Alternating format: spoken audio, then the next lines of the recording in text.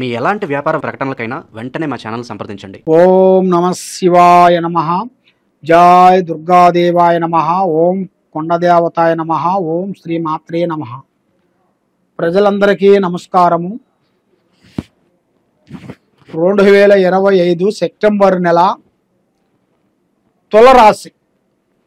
ఈ తులరాశిలో ఉండవలసిన వాళ్ళందరికీ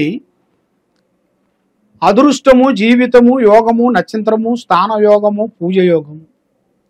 కానీ వీళ్ళు ఎక్కడికి పోయినా కూడా మనసులో ఉన్న మాట కానీ యథార్థంగా మాట్లాడుతుంటారు.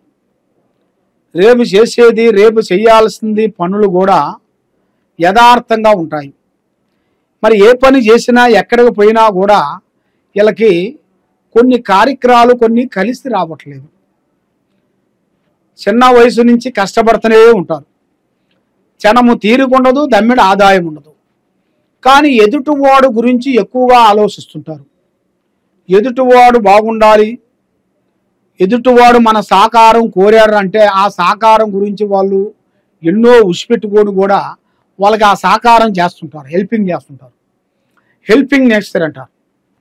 అలాంటి మనస్తత్వం కలిగిన వాళ్ళు కాబట్టి బంధుమిత్రులతో ఎక్కువగా ప్రేమ, అభిమానం ఎక్కువగా ఉంటుంది. అందరినీ గౌరవిస్తారు, అందరినీ అభిమానిస్తారు. మనకి పడనవాడు కూడా వచ్చినా కూడా వాళ్ళకి మంచినీళ్ళు ఇచ్చి వాళ్ళకి అంత అన్నం పెట్టి పంపించే మనస్తత్వం కలిగిన వాళ్ళే ఈ తులరాశి కలిగిన వాళ్ళు.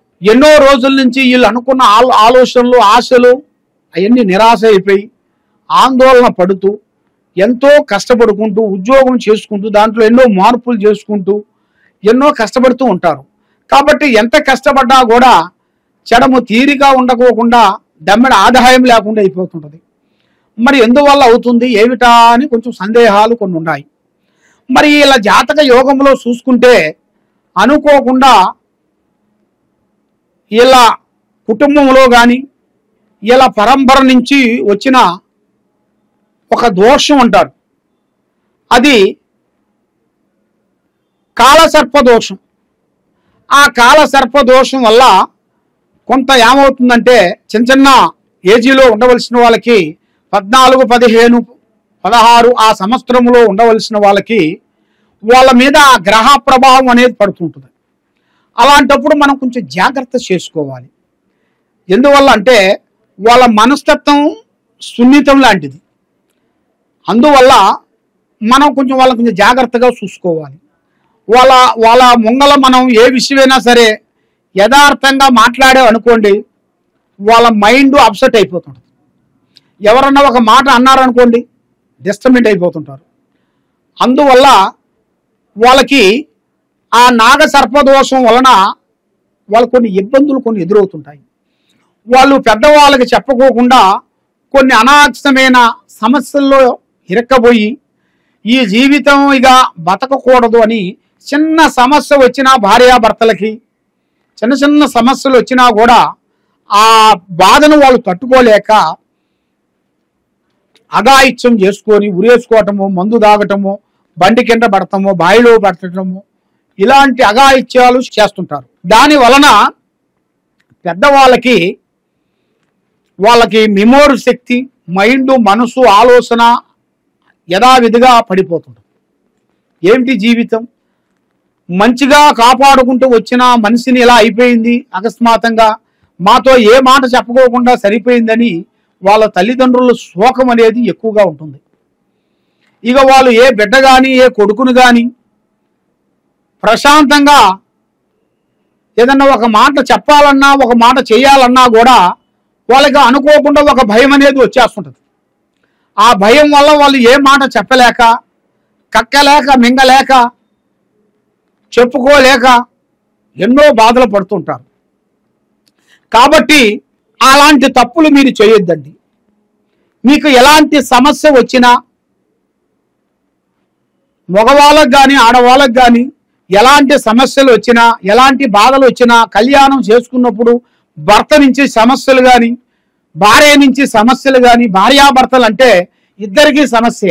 ఆ సమస్యని వాళ్ళు అర్థం చేసుకోవాలి, లేదా పెద్దవాళ్ళ మాటనే వినాలి. పెద్దవాళ్ళ మాట వినకోకుండా ఉండేట్టుకైతే వాళ్ళకి ఇలాంటి కొన్ని సంఘటనలు జరిగే సిచ్యువేషన్లు కూడా కొన్ని కనబడుతున్నాయి. దానివల్ల వాళ్ళకి పుత్రశోకం అనేది కనబడుతుంది.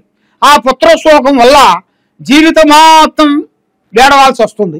మరి ఈ తులరాశిలో ఇలా జాతక యోగాన్ని పెట్టుకొని చూసుకుంటే ఏదన్నా ఒకటి కావాలి అని అనుకునేటికైతే దాన్ని సాధించే అంత శక్తి కూడా వీళ్ళ దగ్గర ఉంది, సాధించేస్తారు. కాబట్టి అది మనకొక్కరికే కాదు, అందరికీ దక్కాలి, 10 మందిలో బాగుండాలి, అందరూ బాగుండాలి, దాంట్లో మనం ఉండాలని కోరుకునే మనస్తత్వం కలిగిన వాళ్ళు. మరి ఈ రాశిలో ఉండవలసిన వాళ్ళకి మాట తీరు చాలా వరకు బాగుండాలి, లేకపోతే కొన్ని చిక్కుల్లో పడే మార్గాలు కూడా కొన్ని కనబడుతున్నాయి. భార్యాభర్తల మధ్యలో విజయము, వైవాహిక జీవితంలో ఎలాంటి ఇబ్బందులు అనేది లేదు. కాబట్టి స్నేహధర్మంలో ఎక్కువగా మోసపోతుంటారు. మోసం చేయటం రాదు వీళ్ళకి, మోసపోవటమే వచ్చు ఎక్కువగా.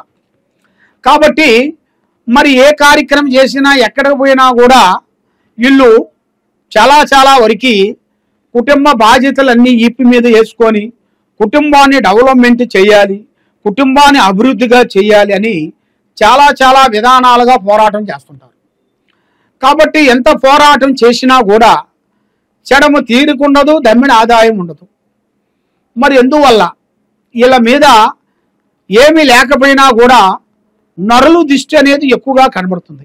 అంటే ప్రజల ఏడుపు, బాగున్నారు, వీళ్ళకేమి తక్కువ, ఏమీ లేకపోయినా కూడా వీళ్ళ దగ్గర ఉంది అని ఈ తులరాశి వాళ్ళకి ఎక్కువగా ఉంటుంది. ఎక్కడ పోయినా కూడా ఈ తులరాశి వాళ్ళు ఒక తెల్లటి వస్త్రాలు ధరించుకొని పోయినా కూడా, వైట్ బట్టలు కట్టుకొని వెళ్ళినా కూడా, అబో వెనకెందుకోండి వైట్ డ్రెస్ చేసేసాడు, అయిపోయింది, సాధించేసేసాడు అని దిష్టి ప్రభావం ఎక్కువగా పడుతుంటుంది. ఆ దిష్టి ప్రభావం వల్ల వాళ్ళు దెబ్బ కొట్టేస్తుంటారు. మరి వీళ్ళకి ఎగసాయం విశేషాలలో చాలా వరకు అంత విజయం అనేది పెద్దగా కనబడుతులేదు. భూమి విషయాల్లో కొంత ఇబ్బందులు ఎదురే మార్గాలు కనబడుతున్నాయి. భూమి విశేషాల్లో ఎదుటి వాళ్ళ నుంచి కొన్ని ఇబ్బందులు కొన్ని ఎదురే మార్గాలు కనబడుతున్నాయి. మరి బంధుమిత్రులతో కొంత సమస్యలు ఎక్కువగా ఉన్నాయి. ఎక్కువగా వీళ్ళు బంధుమిత్రులు ఎక్కువగా నమ్మకూడదు, ఎక్కువగా నమ్ముతుంటారు. ఇలా చేసే తప్పు ఒకటే, ఈ బంధుమిత్రులు వీళ్ళు నమ్మి మోసపోతుంటారు. ఈ బంధుమిత్రుల వల్ల మన వాళ్ళే కాపాడతారులే అని అనుకుంటారు, కాబట్టి వాళ్ళు చేతులు ఎత్తేస్తారు. దానివల్ల వీళ్ళకి చాలా వరకు ప్రమాదం కూడా కొన్ని జరిగే మార్గాలు కూడా కొన్ని కనబడుతున్నాయి.